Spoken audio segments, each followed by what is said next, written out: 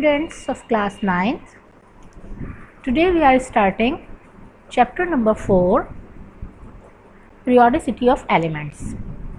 You can see in the picture, this is showing the periodic table and the arrows has written the properties of the elements. In the early era of science, only few elements were known, but new elements were being discovered.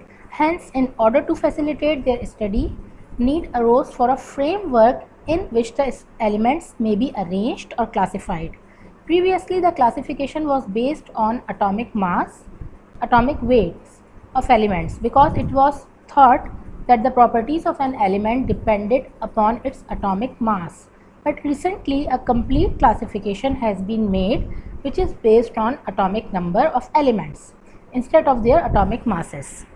Alright, so what topics we will study today? Periodicity, Dobryner's classification, Newland's classification and Lauder-Meyer's classification. Okay, so let's start. Periodicity. What is periodicity? Periodicity is a regular periodic variation of properties of elements with atomic number and position in the periodic table. As I have told you that elements are arranged in the periodic table, in the modern periodic table according to their atomic numbers. Or we can say it is a recurrence of chemical and physical properties at regular interval. Alright, so this is the definition of periodicity, and in your book it is given in on page number 59. Now, when we came to the history of the classification of elements, so this is the name of the scientist Dobryner. So we must say what he did. Introduction. In 1829, German chemist Johann Dobryner classified elements having similar chemical properties into groups of 3. It means he made a group of 3 elements. These groups were called triads. He proposed a law known as Dobryner's law or rule of triads. What was that law? Law of triad. Central atom of each set of a triad had an atomic mass almost equal to the arithmetic mean of the atomic masses of other 2 elements. It will be clear to you when you see the triad made by Dobryner. You can see in first there are 3 elements given: lithium, sodium and potassium. This is a triad. Then chlorine, bromine and iodine. This is also make a triad. Then calcium, strontium and barium. This is a triad. Now look at their atomic masses.